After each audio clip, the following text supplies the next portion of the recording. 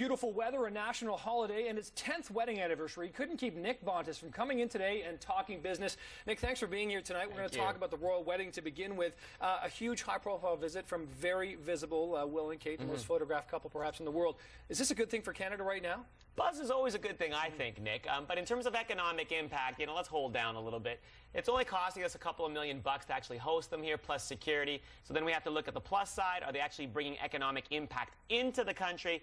I don't think there's any net new people coming into Canada spending money, but what is happening is a reallocation of funds for people going to visit Ottawa or any of the other towns, even up north where they're going to visit. So all in all, there is a little bit of an economic impact. I wouldn't say it's positive, Nick. I would just say it's a reallocation from one pocket to another here in Canada. How about in terms of just so close on the heels of the riots in Vancouver a few weeks ago, how Canada had that black eye and there was so much negative press, and now you've got the international media, 1,500 representatives here. That seems to me to perhaps help Canada's tarnished reputation, would you think? Well, I would love to tell you that the royal couple will actually drive economic business and international trade, but I'd be lying to you, Nick. I think it's a good thing because we definitely have to show ourselves in a positive light, get back to the reputation that we do have around the world, of course, being the most polite and friendly country, and frankly, with a positive economy, which we're going to talk about a little bit later. So all in all, I think it's a good thing in terms of the international press.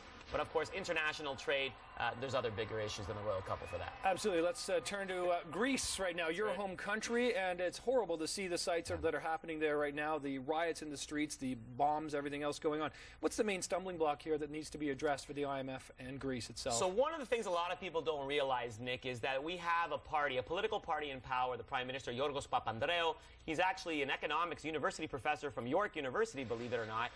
What we don't realize is that the IMF is not going to sign a deal just with Prime Minister Papandreou, because what happens if there's an election next year and then one of the other two political parties gets in power? What the IMF wants is a signed signature on the dotted line from all three political parties, and that's a little bit difficult given the situation in Greece right now, because they do have the other side that wants to fight for those social programs and fight for the average person in Greece. So until we get all those signatures, the deal is on hold, but my sources tell me that it will go through eventually in the next few weeks. It's a bit of relief for sure. I know you're going to be vacationing there this summer. Also want to talk about the debt ceiling in the U.S. This is something that hasn't really crept up on them, but all of a sudden they seem to be going into overtime to try and solve it.